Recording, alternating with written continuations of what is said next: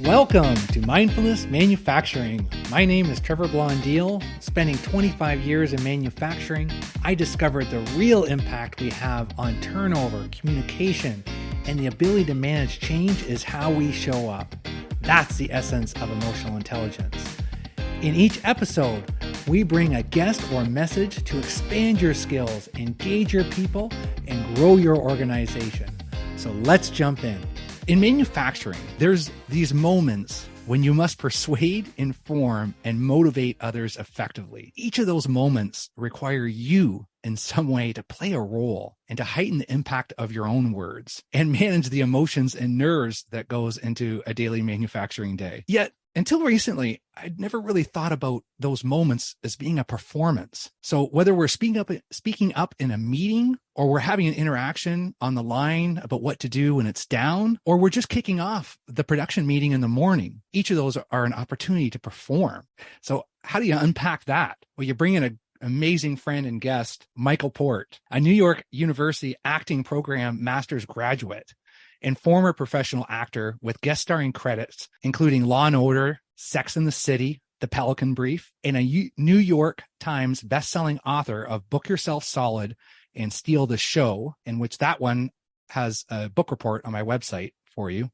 And my favorite, The Referable Speaker, co-authored with Andrew Davis. And after delivering thousands of paid speeches around the world on the biggest stages, he and the lovely and talented wife of his, Amy, started Heroic Public Speaking, which I am a student of, and I talk about getting coaches, and Michael has coached me. And welcome today, Michael. Thank you so much. So one of the biggest ways that you and the team has transformed the work that we've done together is this mindset of the information we just need to tell people, because in manufacturing, we're in a hurry to do that. And you talk about the performance. So if I'm a team leader or a manager kicking off a meeting, what's the difference between just sharing that information and performing? Sure. So humans are performative creatures, meaning day in and day out, we make choices that influence other people. And sometimes we're very intentional about it because we're very clear about what we're trying to achieve, and we think consciously about how we're going to do that. And other times it's unconscious, and we're unintentionally influencing how people feel in order to achieve objectives based on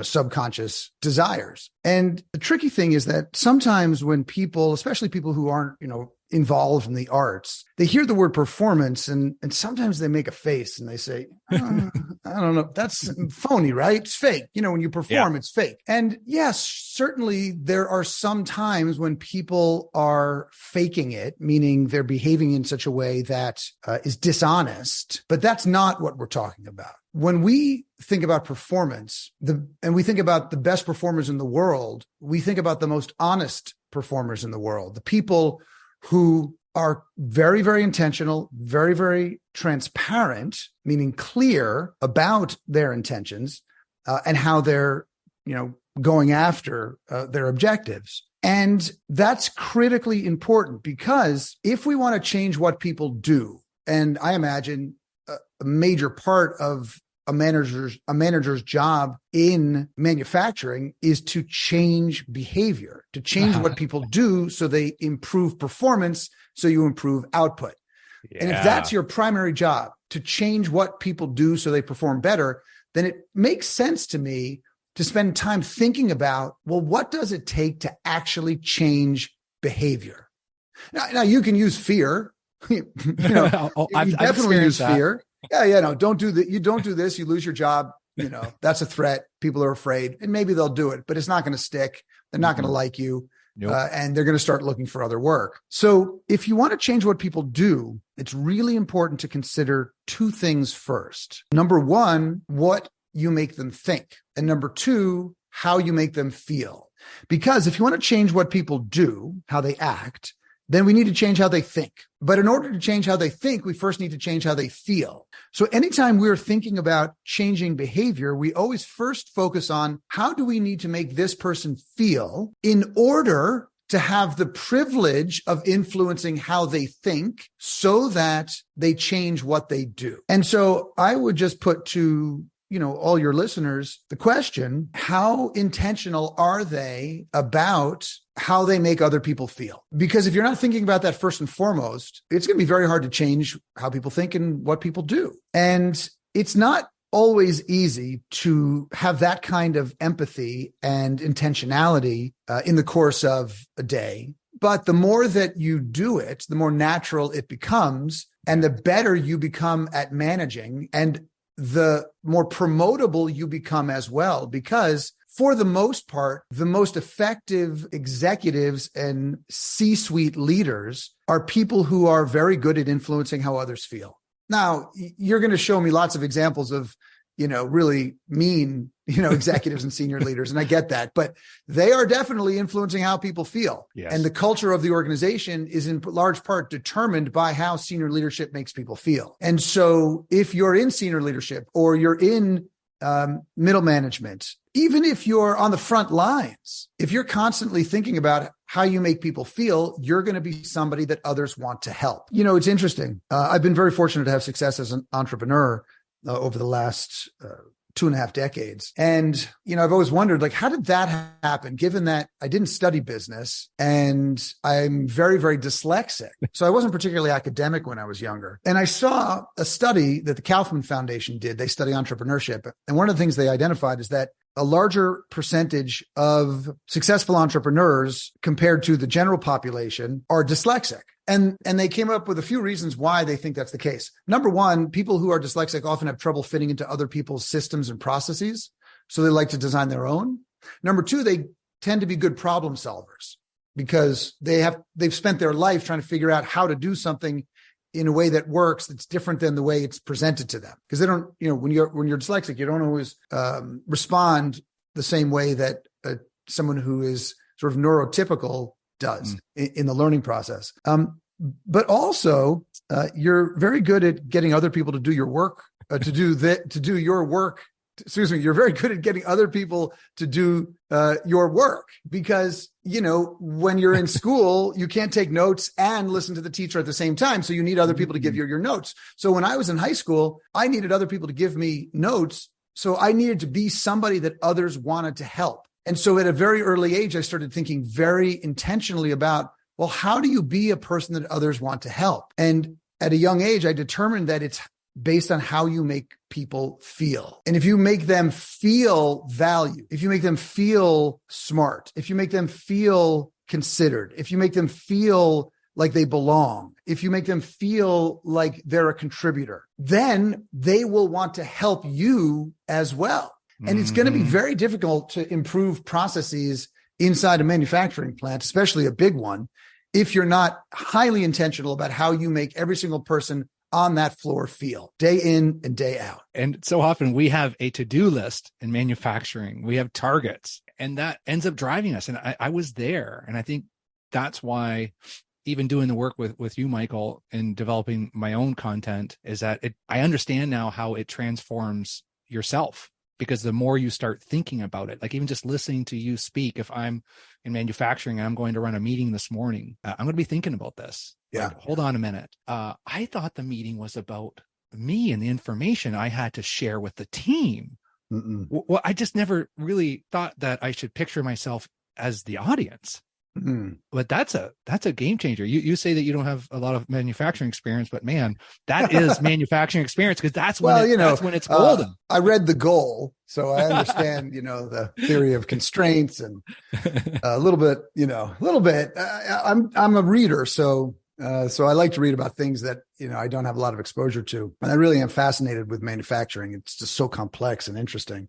And, the fact of the matter is there aren't too many things that get better when they get more complex. Yes. So we're generally trying to simplify our approach. And look, the reason this is important, you mentioned everybody's got a list of to-dos, which are related to the targets. Everybody's got to hit targets. You got to produce X number of this at Y cost, at this quality, et cetera. So that's typical in any ambitious business. Every ambitious business has targets. And, and we do too. For example, we're on a real growth trajectory right now. And when we're very intentional about that. And so, when I put to the team at the beginning of the year, what our 3-year goals are and what all the specific targets are in order to hit that 3-year goal, it's pretty provocative to the team. Now, if you're not experienced, you might think, well, okay, so it's all about these numbers. I got to really just focus on the numbers. That's it. It's all about the numbers. And yes, the numbers are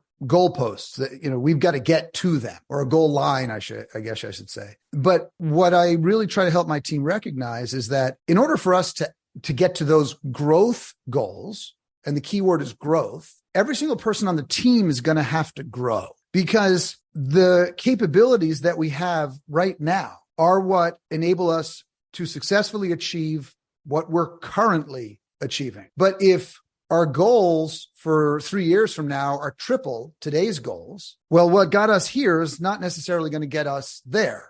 And so you might initially think, oh, okay, we got to do different strategies, different tactics. True, maybe. But what does each individual need to learn? And what do they need to change about the way they see themselves and the work they do, and a real clear intention on what their plan will be for developing both those skills and their new ways of thinking. So you're not going to get people to that place, willing to change the way they think, the way they see themselves in relation to the work, the way they see themselves in relation to you, the way they see themselves in relation to where they want to go in the future. It's going to be very, very hard to do that unless you're focused first on how they feel. You see, it always goes back to that. It always goes back first to how do they feel about all of this?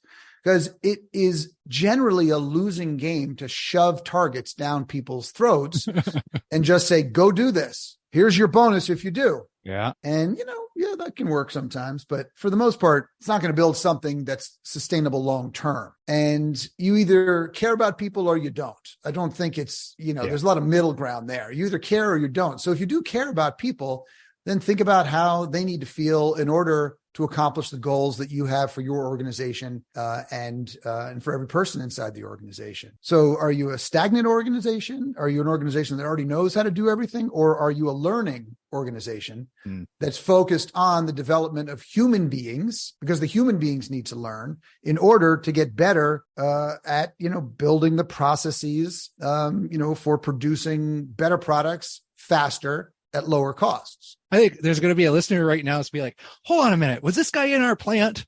Like, how is he seeing this? No, but you know what? I'm one of those people that, my wife puts up with it, but everywhere we go, every day I go, oh, that should be fixed. That should be changed. That process should be this. We should do this. Do you realize that this is happening over here? So my wife says, listen, when you retire, you've got to do a blog.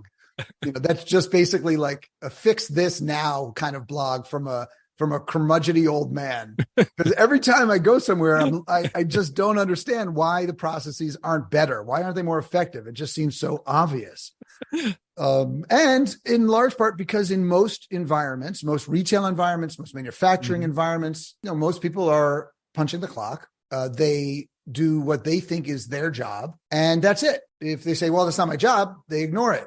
If the garbage cans are overflowing, they say, well, it's not my job. I don't take those out. Well, that's a problem of culture and the way people feel about their relationship to the organization that they work for. And that's what's got to change. It's always what's got to change first. Yeah.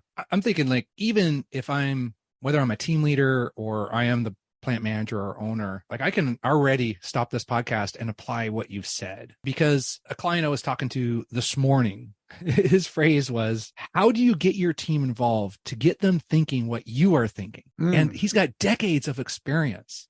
And it's been a transformational for himself in the fact of, man, like this is going to take a lot of habit and a lot of work to change my approach, and just instead of just saying, hey, you guys need to change this. It's like, okay, well, that's not going to, that's from your mind. So what, if whether I'm a team leader or I'm this manager, you talk a lot, Michael, about it's not what you do when you say it, it's how you prepare for it. Correct. Correct. So very often, we go into conversations, pitches, meetings with very little preparation around how we're going to communicate in that meeting. And there are a few frameworks that I think would be helpful for people to understand. So I think it'd be, if you're open to it, I'd like to address a couple of those. Yeah. Okay. So as a manager or as an executive, you got to be very, very careful about what you say on a regular basis, because people will read into it more than you realize. So for example, if I'm in my office and, I wave someone down, or I just walk by somebody and I say, I'd like to see you in my office, immediately they're going to think they did something wrong. Immediately.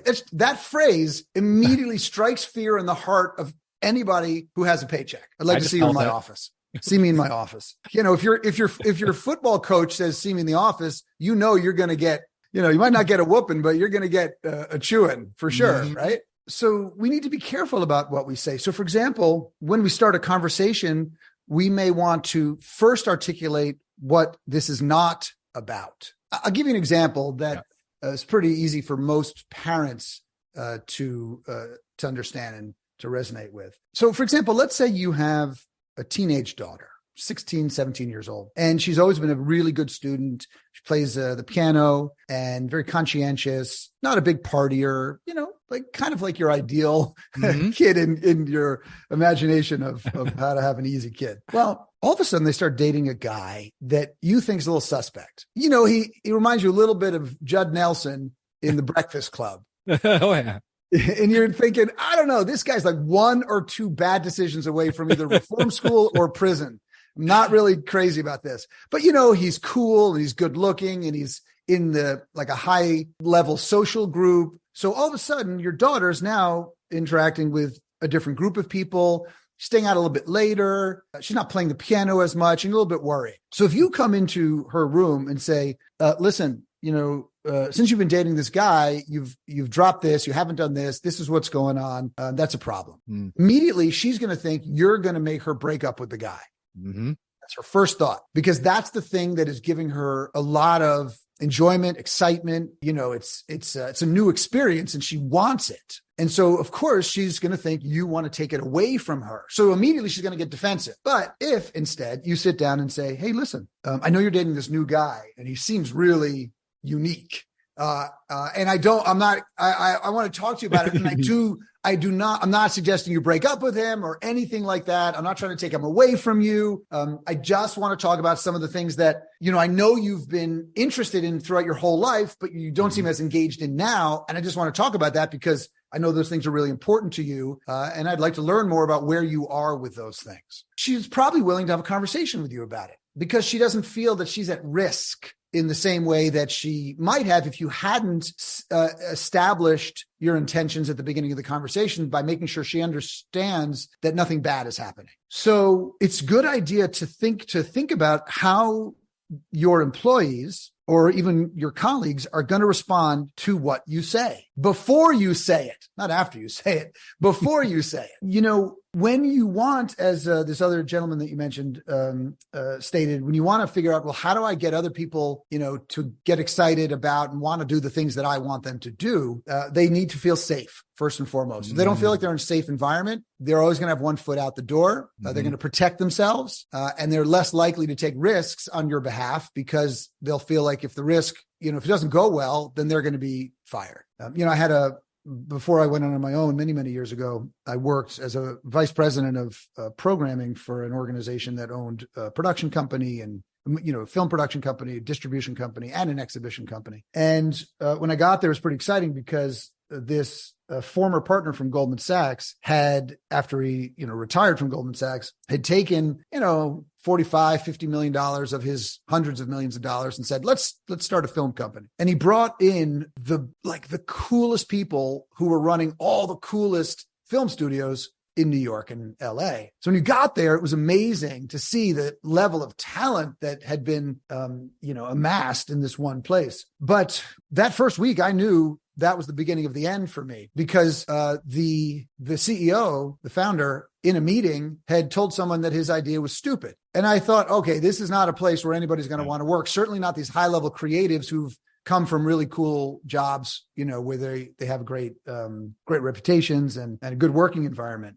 And I left after 9 months. Another year later, the whole thing was closed, shut down, because he knew how to make a lot of money by buying and selling companies, breaking them up, moving paper around, but he didn't actually know how to build something. You don't build something by treating people that way. Not something that most people want to be a part of. So when you're thinking about, well, how do I get them to share my ideas? You can go through a process before you actually attempt to share the ideas. So there's something that we use at Heroic Public Speaking that's called the Foundational Five. Mm-hmm. And there are 5 foundational elements that exist in any pitch or speech or initiative to make any kind of change. And these 5 elements can be then woven into a narrative that you can tell people that they can see themselves in, and you can weave them into the fabric of that narrative rather than just dumping, well, here's what I want you to do, now go do it. Just dumping stuff on people. When people have stuff dumped on them, basically the rest of the time they're just trying to figure out how to get it off them. Right? That's what they're doing. Absolutely. So the 5 elements that exist in any one of these types of initiatives include a big idea, some kind of idea that people can get excited about. It doesn't have to be life-changing, but it has to be something that for the people in the organization and the organization itself, it's going to really have a really profound effect. There's got to be some idea that challenges the status quo and offers a new way to do things, right? That's visionary. That's what people who are visionary do. So if this person has this idea that he wants to get into the organization, he's got to probably challenge the status quo and offer a new or alternative approach that gets people excited. So he's got to have that idea first. Secondly, what's the promise? If you actually do adopt this new approach, what's everybody going to get? Sure, company will make more money. Great. So you can sell it for more money. Great. But what do we get? What's the value for us? Not just, you'll get a bonus at the end of the year, but what's the psychological, emotional, physical, maybe even spiritual bonus that people get from engaging in this particular vision? So number 1 is that big idea. Number 2 is that promise. And number 3, to be able to demonstrate to the people that you're talking to that you understand the way the world looks to them. Because if they don't think you understand the way the world looks to them, it's very hard for them to hear you. Very, very hard for them to hear you. And you've got to really, truly understand and empathize with it and name it. Don't, sort of pussyfoot around what the world looks like to the people you're trying to reach. Really name it. Even if it makes you look bad, name it. Yeah. Then, after you got a big idea and a promise and you can articulate how the world looks to the people that you're, speaking to, well, then you've got to be able to demonstrate the consequences of not adopting this new way of working and achieving the promise, because there may be consequences. And we're not trying to scare people here, but we're just trying to be honest to lay them out. And what are the consequences for everybody around this? Not as a threat, but as let's really look at this and analyze this. And then finally, you want to make sure that you can illustrate, articulate, demonstrate the benefits of adopting this worldview and achieving this promise from a financial perspective, from an emotional perspective, from a physical perspective, and maybe even from a spiritual perspective. And spirit to me is just purpose, like you're connected to some, purpose that brings meaning to the work you do. That's what I mean by that. Yeah. So that framework, if you use that framework, it changes the nature of the whole conversation that you're having with the people there. And you can weave those 5 elements into a narrative that becomes the story of the initiative. I mean, any great project manager will tell you that every great project needs a story. And everybody needs to know what role they're playing in that story and how they impact, the journey and the outcome. And that can be really exciting for people. So once you have that, you can tell and retell that story again and again and again and again, because one of the things that great communicators will tell you is that most people don't really hear you until you're sick of saying the thing you want them to hear. And then finally, just, as a reminder that anytime you're pitching something, people are running, some evaluation models through their head, meaning they're trying to figure out, number 1, is it going to be successful? Number 2, is it worth my time? And number 3, well, do I want to do it with them? And so if you're pitching something and when people hear it, they go, don't think that's going to be successful, then that's it. They don't listen to anything else. But if they go, okay, that really does make sense. It sounds like it could be successful. The next thing they ask is, well, is it And what's in it for me? What do I get? It sounds like it'd be successful, but what do I get here? And if there's nothing that they see as valuable to them, that's it. The answer is no, they don't move on. But if the answer is yes, I think there's something valuable from you here, it's still not a total yes. You still got to get past the, well, do I want to do that with this person or this company? Can that person champion this initiative? Do I believe that they can do it? Because, a lot of people have really interesting ideas that could be successful and could add value to other people, but you just don't believe that they can do it.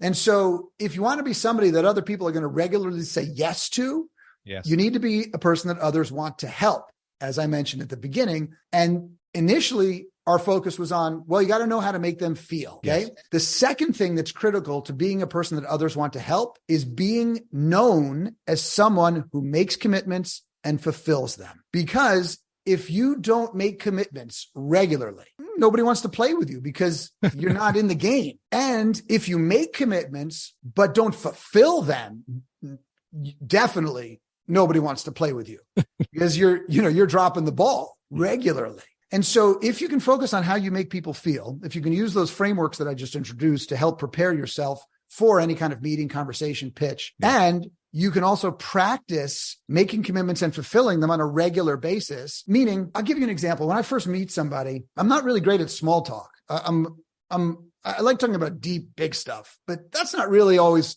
necessary. I'm not or appropriate when you first meet somebody. So, if I'm talking to somebody and they say, "Oh yeah, I'm an engineer," and I say, "Oh yeah, no, I read this article recently about engineering and yada yada yada. Have you seen it? Have you read it?" And they say, "No, I haven't." I say, "Great, I'm going to send it to you on Tuesday. Give me your card. I'll send you an email." I'm like, "Okay, great." So then, what do I do on Tuesday? I send it to them. So my first interaction was commitment making and fulfilling. Then the next interaction, I find some other way to make a commitment and fulfill it. Then the next one is make a commitment and fulfill it. And so if you're trying to advance in the world of manufacturing, think about two things. How do I make people feel? And how do I get known as someone who makes commitments and fulfills them? I am picturing that team leader listening right now that's got the kickoff meeting in the morning. You got 15 people standing in front of you. It's just so many aspects of this episode to take away that team leader could implement, and that mindset, how we make them feel. And the commitments is beautiful because we can't say, hey, this is the run we're looking to have today. And this is how we're going to communicate on the support. And then if you don't get support during the day and you got to go the next morning and talk to the same people with the same big idea and promise, and you didn't make those commitments. So I don't care if you're listening right now and you're a team leader or you're an owner of a manufacturing plant or the plant manager, man, you need to look at these show notes from Michael and, what can you apply today? And I would be remiss without this bonus, because the shirt I'm wearing today has a saying, which I've been using a lot more and with clients, and it says, yes, and. Because in these moments, Michael, sometimes when we're speaking, you're right, we got to repeat it because they're not totally listening and they may be rebutting something that doesn't even make sense.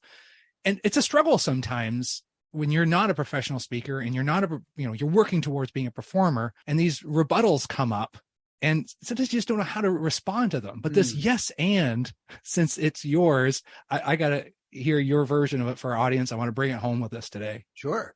Well, yes, and is not something that I made up. Yes, and is a fundamental tenet of improvisation. So as you mentioned in the introduction, almost 30 years ago now, I got my master's in acting from the NYU graduate acting program. And we did a lot of improvisation work as part of our training because, if you can't think on your feet as a performer, you're going to have trouble being a performer.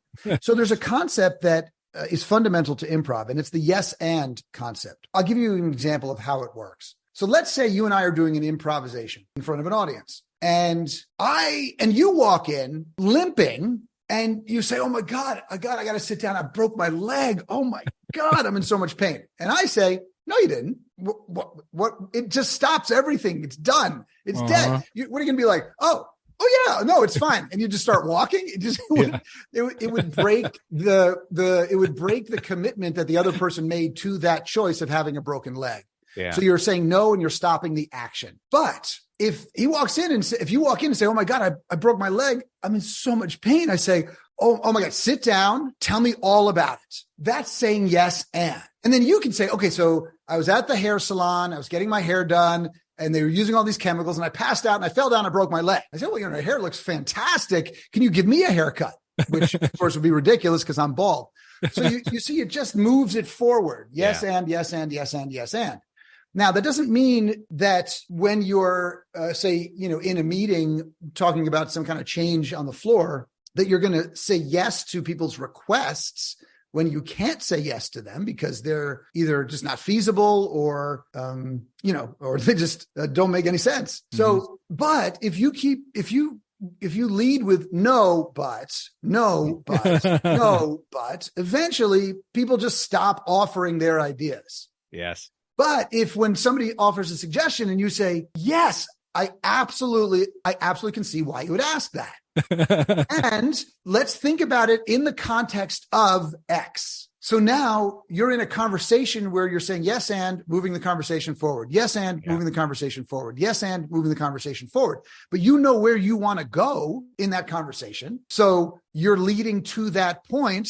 And you can keep saying yes and moving them back to where you want to go. Yes and moving them back to where you want to go, but still acknowledging and addressing their questions, concerns, ideas, etc. Bam. Now that's a performance because everyone right now can think of, okay, the next time they bring up the fact of, hey, can we change this on the line? Yes, that's a great idea.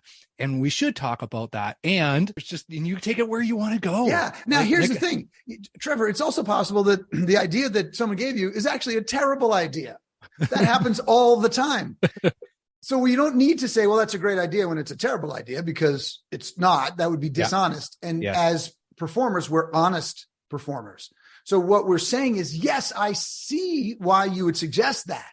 And let's think about it in these terms, and have you thought about this? And how would you deal with this issue if we said yes to that idea?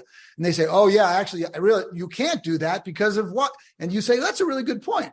And they are now essentially they're now seeing, oh, actually, my idea is not going to work. I'm not just being told no. I figured it out that my idea isn't going to work. And so I feel more confidence, actually, that my boss or my leader or whoever's driving this really does know what they're doing. They're not just saying no and shutting me down. I love it. Michael, thank you for your impact on me personally, graduating and be part of your community, which you have created, which is just unbelievable assembly of just genuine, deep thinking people and sharing it with our listeners today. And when I first asked you, I'm like, Michael's pretty busy. I don't know if I should ask him. And you said yes right away. And I was like, okay, how do I utilize that time? Because he's got so many different thoughts. And man, you nailed it today. You brought it home. And this is performance, folks. You just felt it. So thanks so much for coming on the show. If you want to learn more about Michael, his book report is going to be on my website. I'll put some other links on there. Steal the Show is an amazing podcast, which I've been picking more up on. And any other ways to follow you, Michael, and Heroic Public Speaking? We have a Substack. If people read Substack, Heroic Public Speaking is our handle at Substack.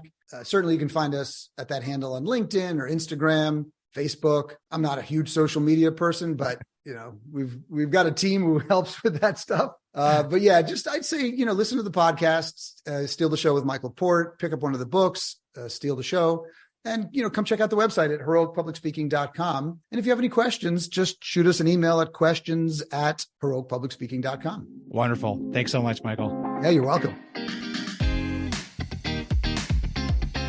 Hey, folks, appreciate you taking the time to join us today. If you enjoyed this episode, share it with someone. Haven't subscribed yet? Do it now. Remember, if you want results, the key is increasing your awareness of how you show up.